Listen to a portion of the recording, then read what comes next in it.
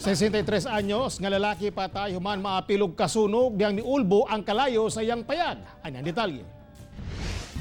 Ingon ani na naabtan sa iyang igsuon og mga silingan si Eduardo Teves. Apil kini nasunog human misilaob ang payag niini sa Barangay Dominga, Kalinan, Davao City. Sumbong sa mga kabanay niini nga una nahitabo ang sunog, hubog kuno ang biktima. Kahapon ng umaga to natanggap ang report na mayroon ng sunog na nangyari sa Barangay Dominga. So, ang ginawa natin is gipa-record natin, din nag-dispatch tayo ng mobile natin. Gipahilo na ang patayng lawas sa biktima. Wala kini kabanay kay nagpuyo kini sa lugar nga nag-inusara lang.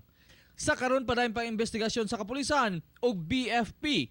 Ang maong sunog nalakip sa datos sa 14 kasunog nga mga panimalay karong tuiga.